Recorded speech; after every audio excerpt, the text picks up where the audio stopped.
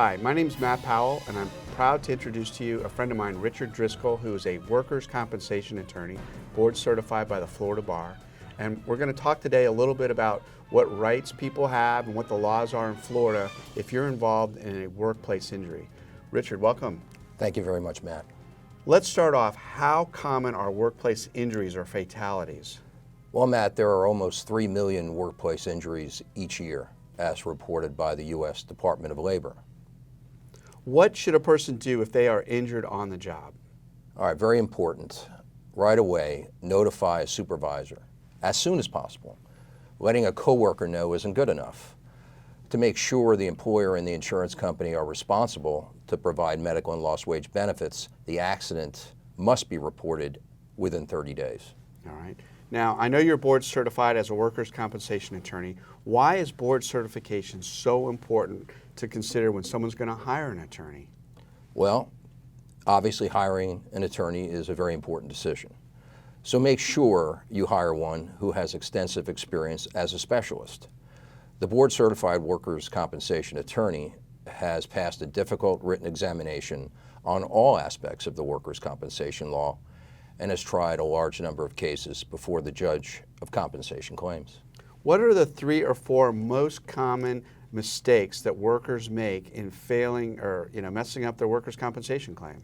Well, this is not an exhaustive list in no particular order, but I've thought of several. First, allowing the employer to talk the worker out of bringing a workers' compensation claim in the first place.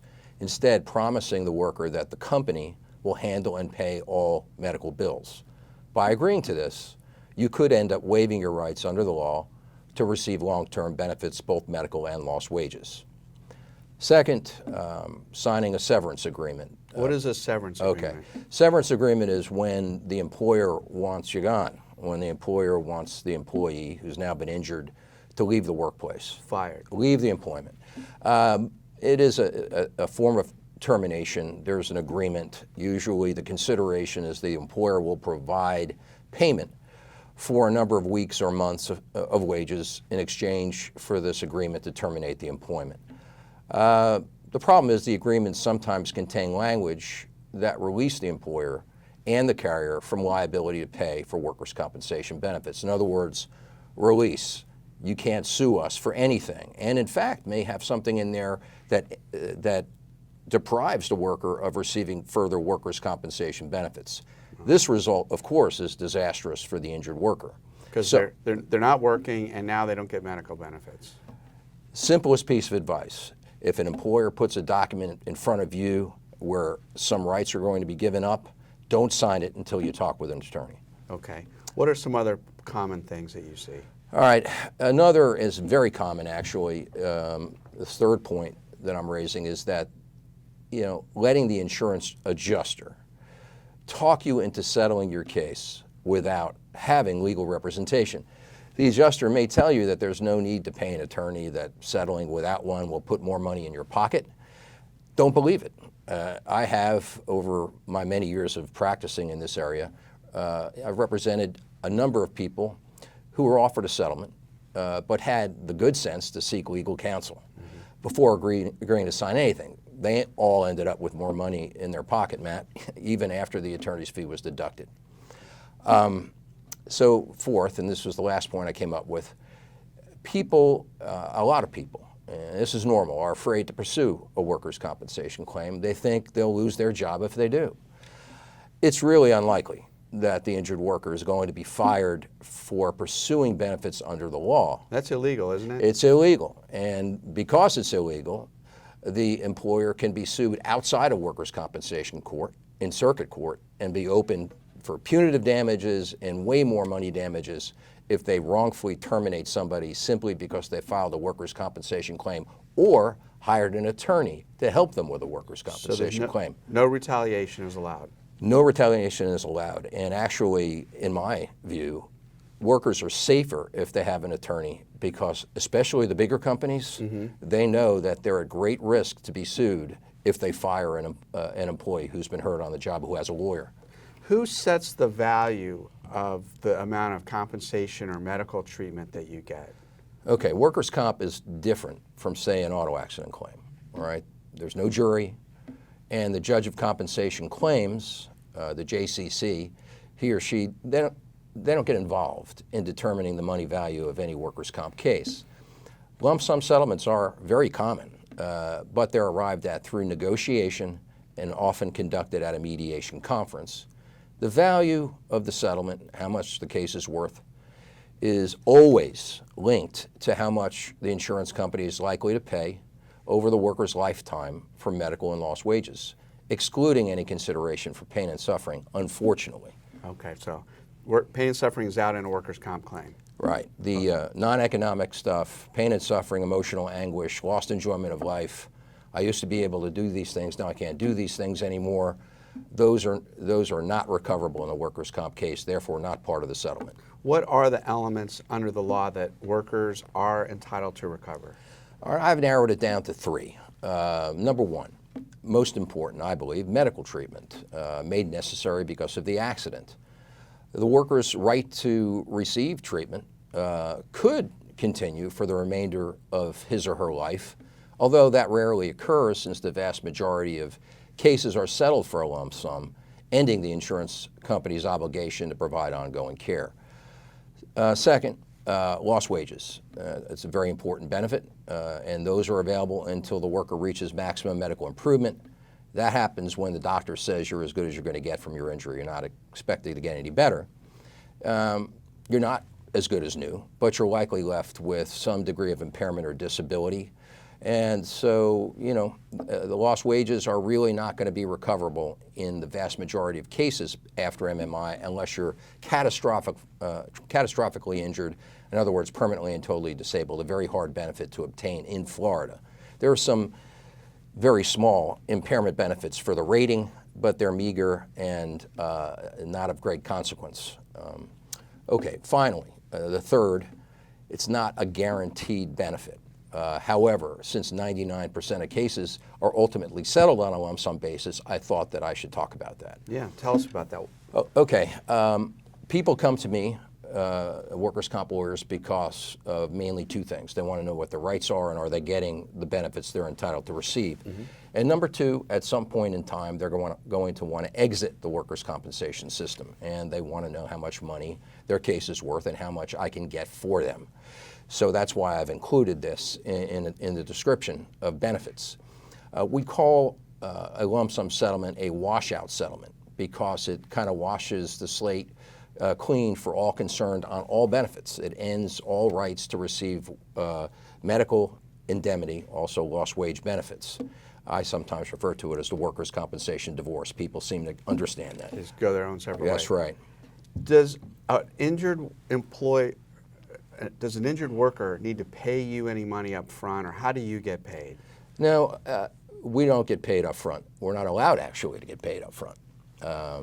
We get paid by our clients on a contingent basis. They're contingency fees. The fees are lower than they are in, say, an auto accident claim or a products or medical malpractice claim. They're typically no more than 25% of the settlement. Okay. Now, there are situations where the insurance company for the employer would have to pay an attorney's fee to the injured worker's attorney. For instance, if a claim has been filed for medical benefits that have been denied or lost wages that are not being paid, and the attorney successfully secures payment of those benefits, then the attorney would be paid mostly for his hours. And insurance companies hate to pay these kinds of fees because especially board-certified attorneys like myself, we command a much larger hourly fee because of our experience. And the insurance company for the employer pays that? Would pay those, yes. Okay. Are there caps? I mean, let's say you're a high wage earner, like a medical doctor or a professional athlete, and you get hurt on the job. Are there caps on how much they're going to pay as far as your wages? Well, you mentioned professional athlete. Professional athletes are excluded under the Act. Okay. And so in rare circumstances, they may be covered, but that's a rarity. As far as wealthier people in our society who get hurt and their employees with workers' compensation coverage available, they are covered. However, If somebody making $1 million gets hurt, he is limited to the maximum compensation rate, which now, and it goes up every year, but in the year 2018, it's a little bit over $900 a week. So that's really not adequately compensating a very high wage earner if they're unable to perform the duties of their employment. Okay. What important time limits are there that will affect a workers' compensation claim? Well, of course, there's a statute of limitations, meaning that the worker must file a claim for benefits within 2 years of the accident itself. And then, this is kind of the second part of the statute of limitations, that after receiving a benefit, medical or lost wage, beyond that 2 year, then you've got to receive your next either medical or lost wage benefit within that year. If you allow more than a year to go by in between receipt of benefits, then the claim becomes time barred by the statute of limitations, and no further benefits are awardable or obtainable under the Florida workers' compensation law. All right. So let's go back though. What about that the first 30 days? All right, this is important. I did mention it earlier. First thing you do, right, when you get hurt, you go to your supervisor, foreman, your boss, not a coworker. Give it in writing, tell them, email. The law doesn't require it to be in writing when you notify the correct person with the employer. However, I do advise that an injured worker do that because it leaves open really nothing to question about whether or not that notice was given. Do you recommend they call an attorney right away? I do. I can tell you that the insurance companies, they have in-house counsel. Some of the major insurance companies have in-house counsel. And when serious injuries occur, they're bringing their attorneys on board. Right away. It costs the injured worker nothing to get a consultation with a lawyer very shortly after they have an injury on the job. What happens when a worker is killed on the job?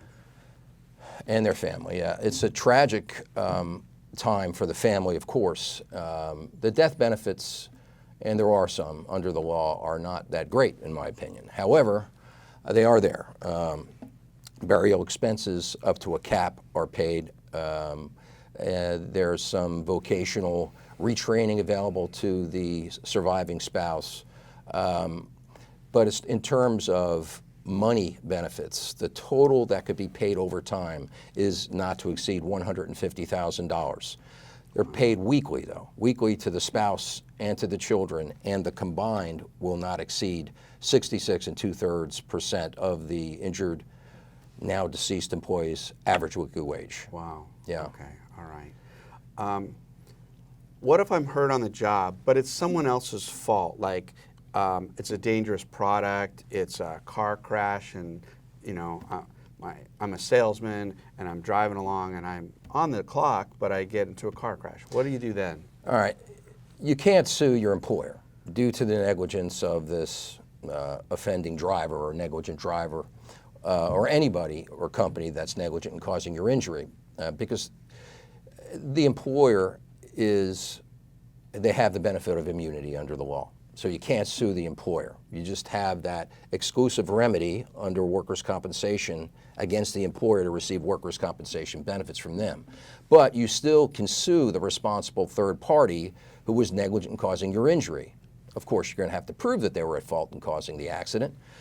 So then in that scenario, you've got two cases, your workers' compensation claim and a separate claim against the negligent or at-fault party. All right.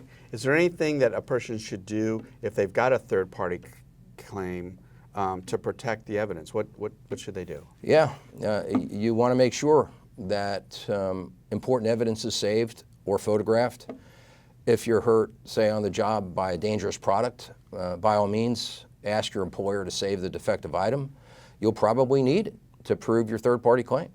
Or at least take photographs of the vehicles or the scene of the accident, anything you can to help make it easier for us to prove the fault of the other person or product, and call my office right away. Thank you, Richard, for this valuable information about workers' compensation claims in Florida. If you or someone you know has been injured on the job, please call Richard Driscoll. He's board certified by the Florida Bar as a workers' compensation specialist. His phone number is 813-251-3001. Thank you very much for watching.